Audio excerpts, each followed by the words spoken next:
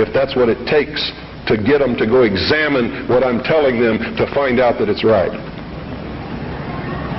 You see, I don't care how it's done as long as they wake up. If I have to be the bad guy that they're going to hate for the rest of their life, that's okay with me if I wake them up. But when I'm here talking like this, that's not my mission, because you're awake already or you wouldn't be here. You see? There's a difference between the people here and the people that I'm talking to over those airwaves. Big difference. An awful lot of you are steady listeners of the Hour of the Time and have been probably for many years. And when I'm talking on the radio, I know who you are and I'm not talking to you. And I know that when you're listening and I talk about the sheeple, the stupid sheeple, it doesn't make you angry. You know why? Because you know you're not stupid sheeple, don't you?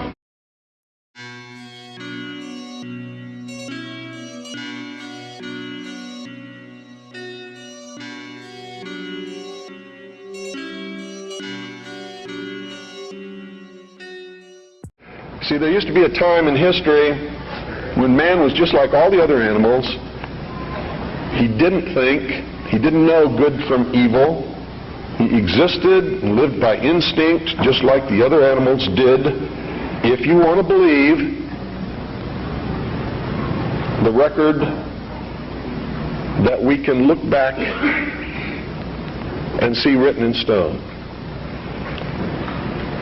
Okay? If you want to believe that there were creatures that ultimately became this thinking man that you see standing up here in front of you and sitting out there amongst you, didn't have this ability. Now, if you doubt that, read Genesis in the Bible and you'll see that it's confirmed there. Wasn't there a time when Adam and Eve lived in the Garden of Eden? They were not to think. They did not know good from evil.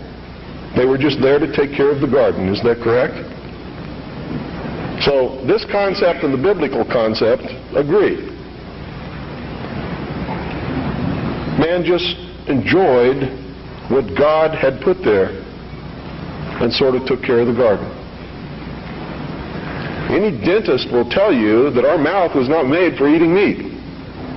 So ancient man most probably ate vegetables and nuts and things like that. Roots. Doesn't mean that I'm telling you to become a vegetarian, because I'm not. You see, I really believe in freedom. I believe you should eat whatever you feel like eating. That's your business. But that's known to people who study these things as the age of innocence. Something happened that brought man out of that state, and if you're talking from a biblical reference, out of the Garden of Eden and into the world. He wasn't innocent anymore. He understood that he was naked, and that his partner was naked. He could think.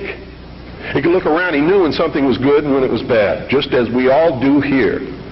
When somebody comes up to me and says, well, how do we know which is the right way to go? I know that person is setting me up to justify his bad deeds, and I won't do it.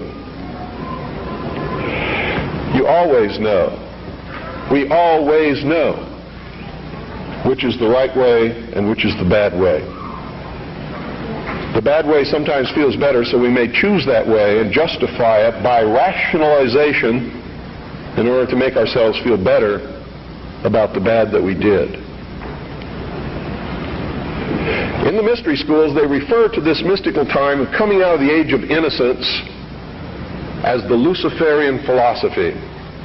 I've tried to illuminate you with this for years on my radio broadcast.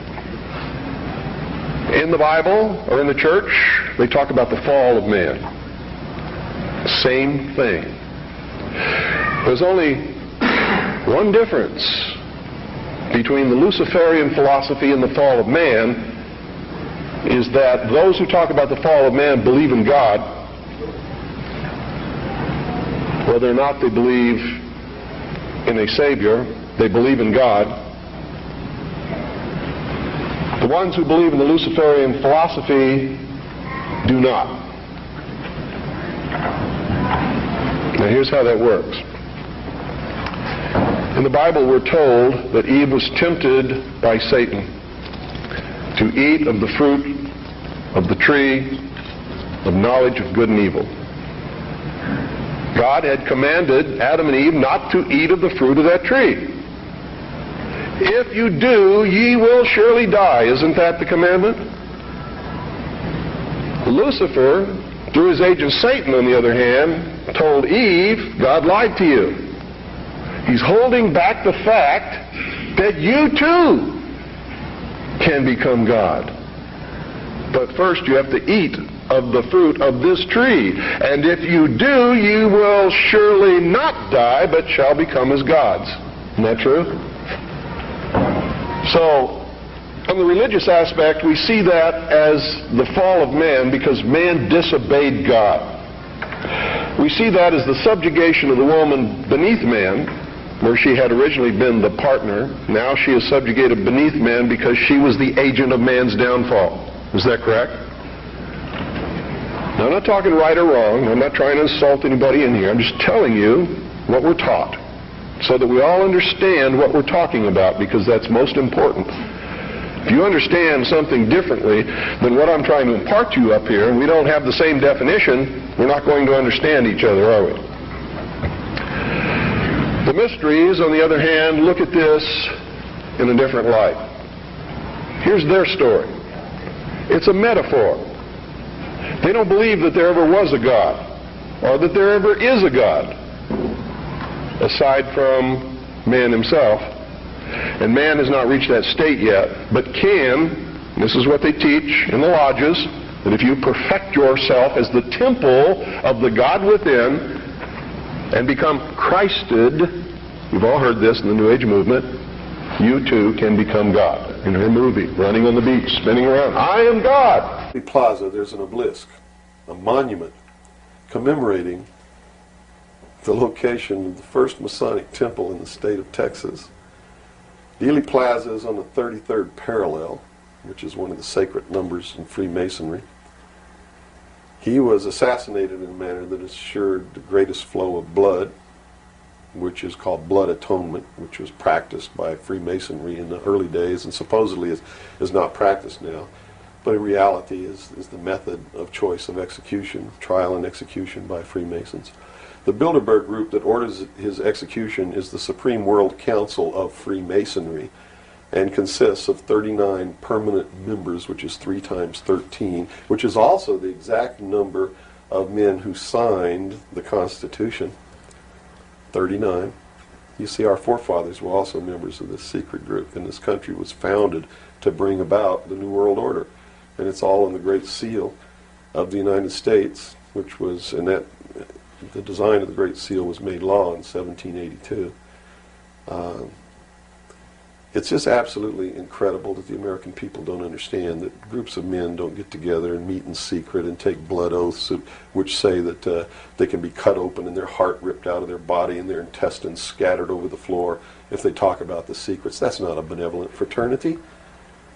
That's a dangerous group of men. Grown men don't play games like that.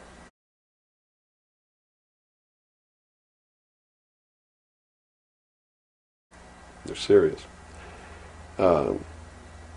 It's the secret societies who are bringing about the New World Order. They're the ones who killed John F. Kennedy. There's nothing wrong with our Constitution or our Bill of Rights. But Americans are going to be convinced that our government sucks.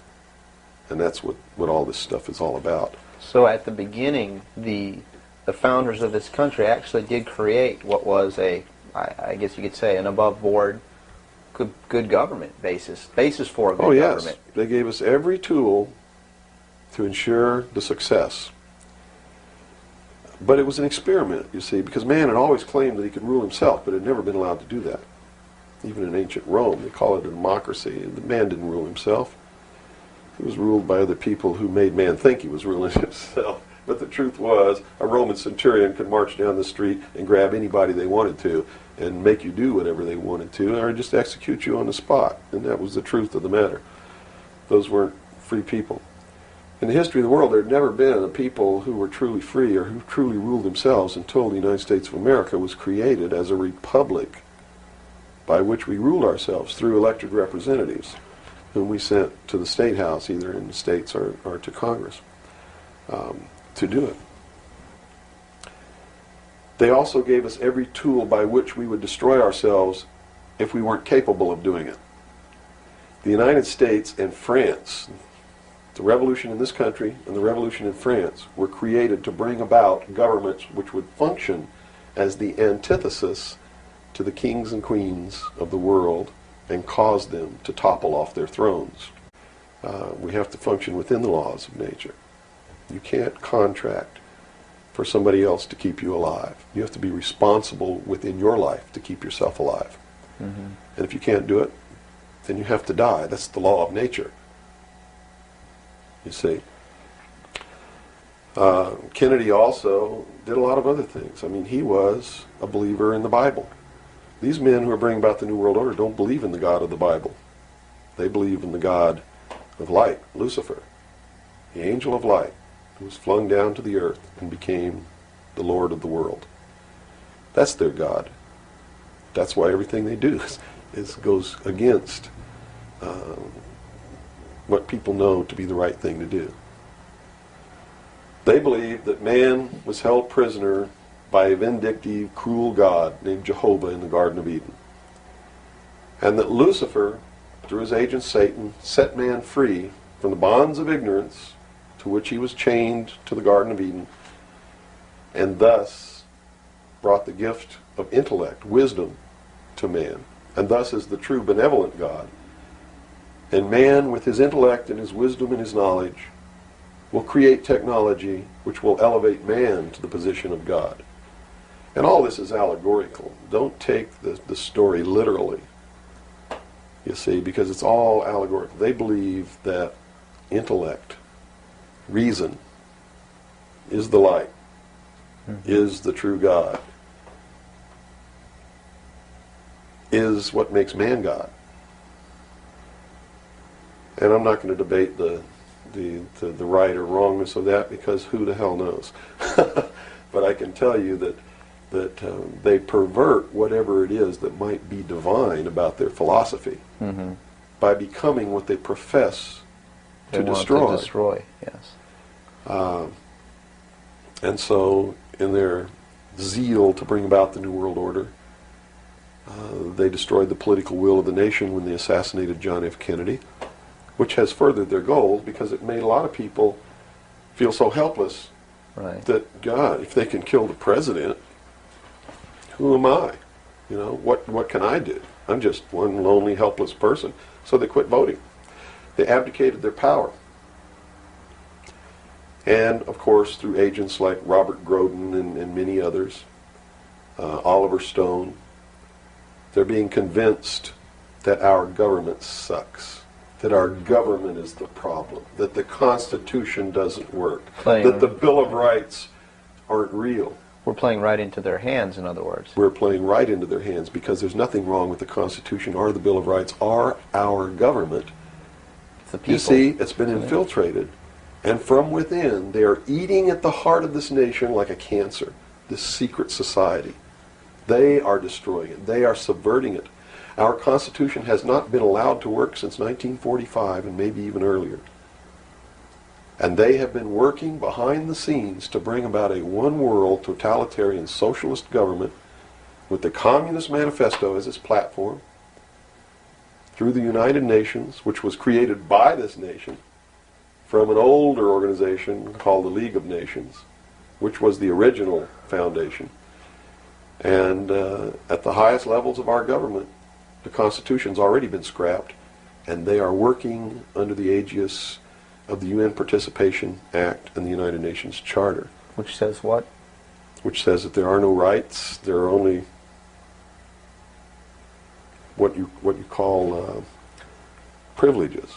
And privileges can be granted or taken away at will by the state. Quite frightening scenario. It's a very frightening scenario, and people better wake up to the fact. Look at Clinton. What's happened to him? Nothing. The press is on his side. They're helping the guy. You know why? Because he was chosen by the people who own the press to be the next president of the United States. Now, I don't know if he will be or not. That's up to the American people. But if they get their way, he will be. Bush is one of the most heinous criminals that's ever walked on the face of the earth. Bush is the man who's been a CIA agent since his college days. He's a member of the Skull and Bones, the Russell Trust. He was initiated in a casket with a ribbon tied around his genitalia, which symbolizes that he's a priest in the temple of Isis. A pagan, this guy.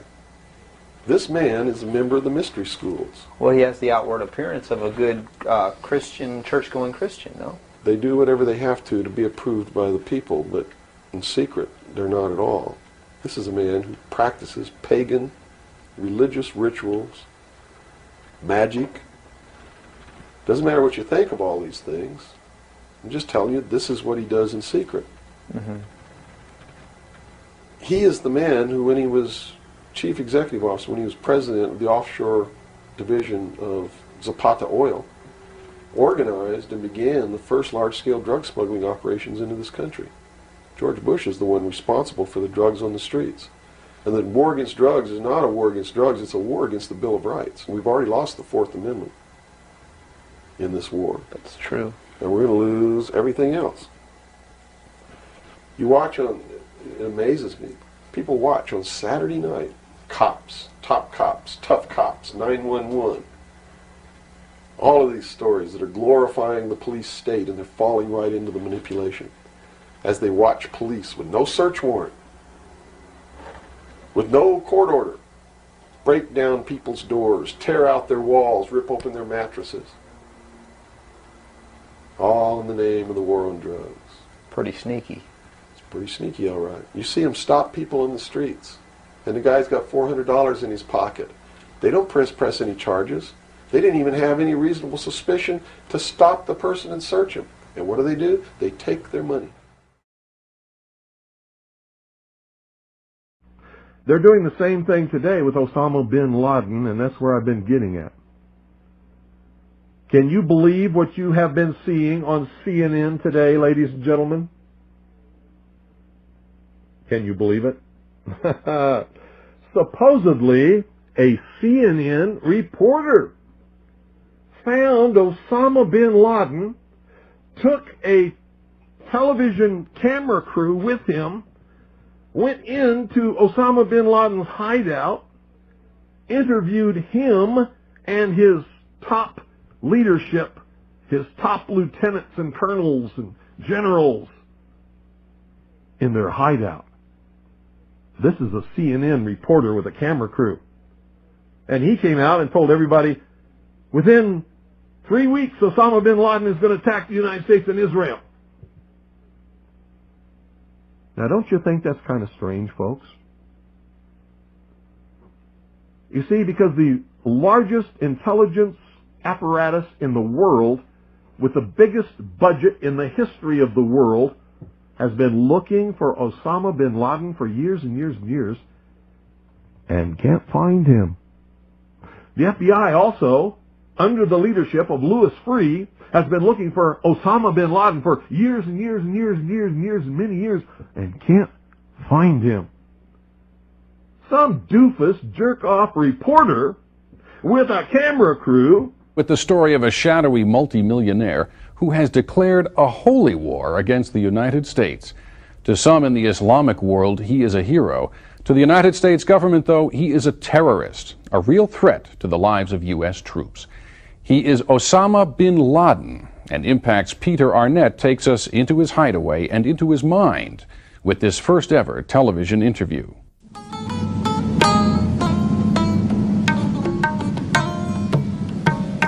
Amidst these remote mountains of Afghanistan are the various hiding places of one of the world's most wanted men, Osama bin Laden. Waltzes right into his hideout and interviews him.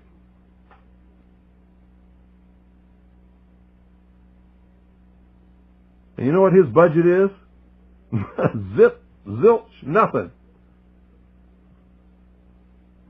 Now, that tells us two things. Either everyone in the intelligence community and all of the intelligence agencies of the United States government are blithering idiots and incompetent fools, including the entire apparatus of the FBI and all of their personnel, or they're lying to us. They're not looking for him at all. And the second is the truth. You see, the CIA created Osama bin Laden. They recruited him. They trained him. They found his leadership. They brought them all together. They showed them how to fight the Soviet Union in Afghanistan, and when that was over, they still continued to fund him and train him, and they're now using him to help bring about world government by making him the big boogeyman, because they can't use Saddam Hussein anymore. Did you ever hear of Osama bin Laden before you heard of Saddam Hussein? When did you start hearing of Osama bin Laden? It was after Saddam Hussein and Iraq were supposedly neutralized in the Gulf War, because they needed a new boogeyman. A reporter from CNN and his little camera crew got in to Osama bin Laden's secret hideout and conducted an interview. If you don't believe me, tune into CNN. They're probably running it right now as I'm speaking. And if you believe it, you are one of the stupidest jerks that ever lived on the face of this earth. And whatever is going to happen that they're going to blame on Osama bin Laden, don't you even believe it. And whatever is going to happen that they're going to blame on Osama bin Laden, don't you even believe it.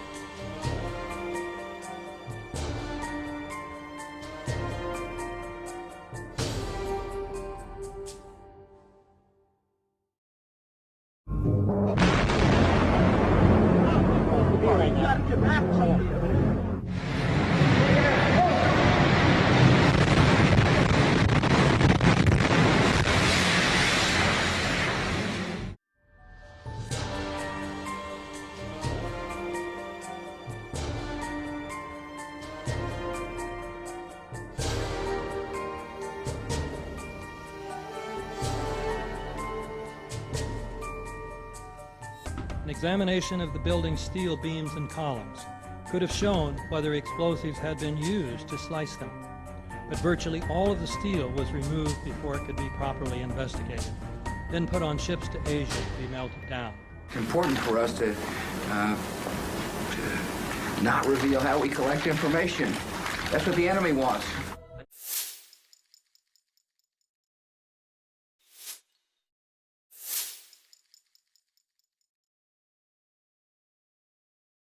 Legitimately. But my knowledge of the law has stymied them in that respect, because I've challenged them on every issue and they have defaulted.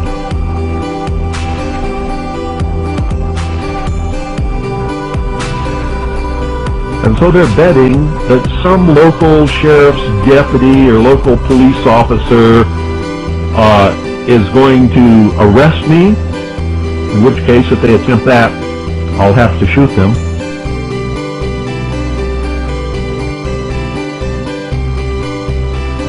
Or they'll have to shoot me. And that's what the federal government is counting on.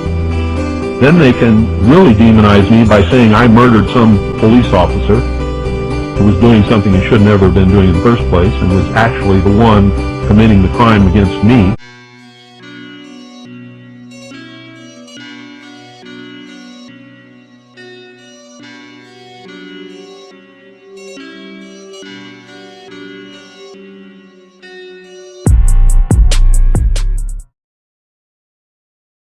You see, I don't care how it's done as long as they wake up. And if I have to be the bad guy that they're going to hate for the rest of their life, that's okay with me if I wake them up.